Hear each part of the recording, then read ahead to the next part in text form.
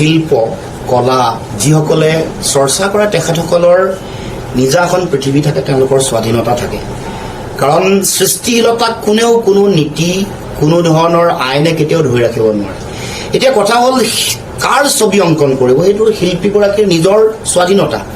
এতিয়া গুৰেভাৰা সম্পৰ্কত মুখ্যমন্ত্ৰীয়ে যিটো কথা বক্তব্য আগবঢ়াইছে, এতিয়া মই ক'ব খোজো যে পৰেশ বৰা ডাঙৰীয়া ছবি আঁকিবৰ কাৰণে মুখ্যমন্ত্ৰীয়ে কৈছে। এতিয়া মই মুখ্যমন্ত্ৰীক কৈছো যে আপুনি পৰেশ বৰুৱা ডাঙৰীয়াকে সুধি লওক যে গুৰেভাৰা কোন,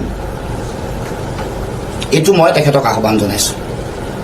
গতিকে মই ক'ব খোজো যে জুবিনদাৰ ছবিখনক মুচি পেলোৱাৰ গোটেই কথাটোৰ লগত মই ভাবো যে কেৱল মাত্ৰ এখন ছবিকে মুচি পেলাব খোজা হোৱা নাই, জুবিনদাৰ আদৰ্শকো আচলতে হত্যা কৰিব খোজা হৈছে, মুচি দিব খোজা হৈছে। কাৰণ এই যে তেওঁ কৈ আহিছিলে যিবোৰ কথা, গছ গছনি কাটিব নালাগে, অবাধে কাটিব নালাগে, উন্নয়ন ছাষ্টেইনেবল ডেভেলপমেণ্ট সকলোৱে বিচাৰে, কিন্তু গছ গছনি যধে মধে কাটি যি ধৰণৰ পৰিৱেশ কৰা হৈছে, যি ধৰণে বিভিন্ন ধৰণৰ সাম্প্ৰদায়িকতা সৃষ্টি কৰিছে, যিবোৰ আদৰ্শ জুবিনদাই যিবোৰ কথা কৈ আছিলে, সমন্বয়ৰ কথা, গছ গছনি ৰোৱাৰ কথা, প্ৰকৃতি জীৱকুলৰ প্ৰতি মৰম দয়া ভাল পোৱা, সমাজত সকলোকে সমান দৃষ্টিৰে চোৱা, এই আদৰ্শক নাইকিয়া কৰাৰ যিটো অপচেষ্টা, সেই অপচেষ্টাৰে প্ৰতিফলন ঘটিছে জুবিনদাৰ এই যিখন ফটো, এই ফটোখন মোহাৰি পেলোৱাটো। গতিকে জুবিনদা মানুহৰ হৃদয়ত আছে, হৃদয়ত থাকিব।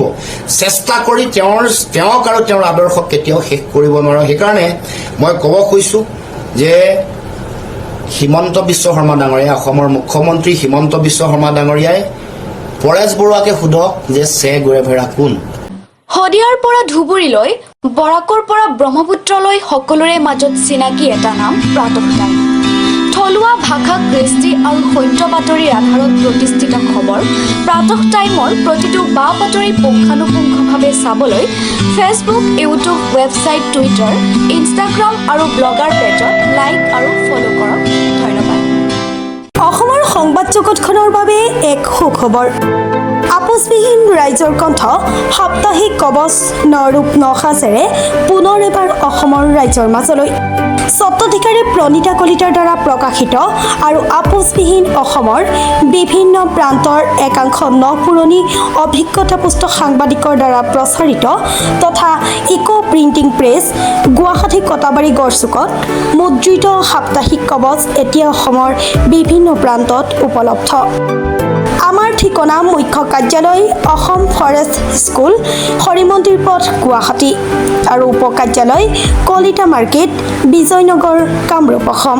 মোবাইল নম্বৰ হৈছে 9435114666 অথবা 9864084600 আৰু আমাৰ ইমেইল আইডি হৈছে kobos2025@gmail.com।